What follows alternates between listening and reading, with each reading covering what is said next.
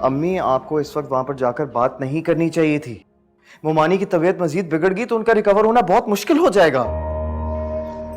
वो दवा लेकर सो चुकी थी और मैं इतनी नासमझ नहीं हूं कि उनके सामने सारा किस्सा खोल के बैठ जाती।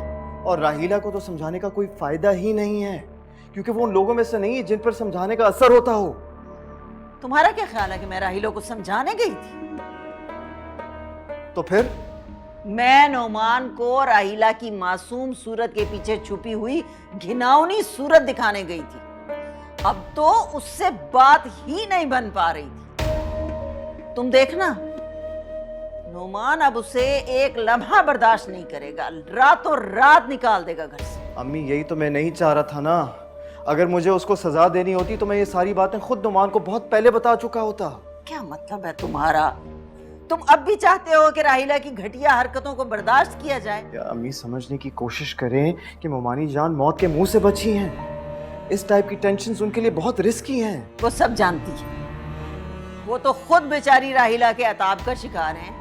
उनके लिए राहीला की ये सारी हरकतें नहीं हैं।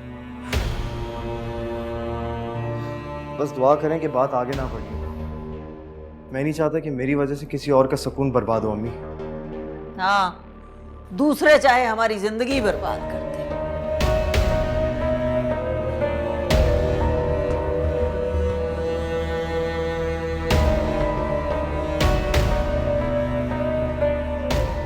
राहीला,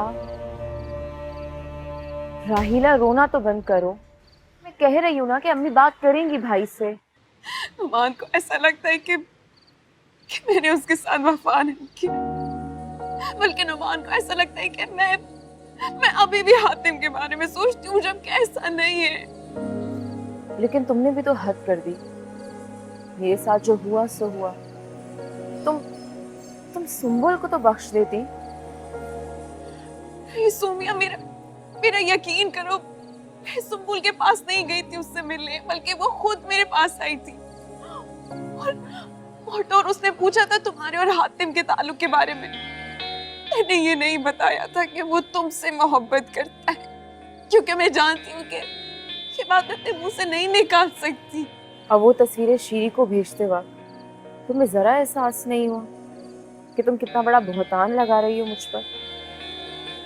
मैं तो लाख लाख शुक्र अदा करती हूँ कि अदर ने मुझ पर एतबार किया, वरना तुमने कोई कसर नहीं छोड़ी थी मेरी जिंदगी बर्बाद करने में। इसीलिए शायद मैंने आज खुद को बर्बाद कर दिया है। तुम्हारे रास्ते में जो कांटे बिछाए थे, मुझे नहीं अंदाजा था कि उन कांटों को मुझे चलना पड़ेगा।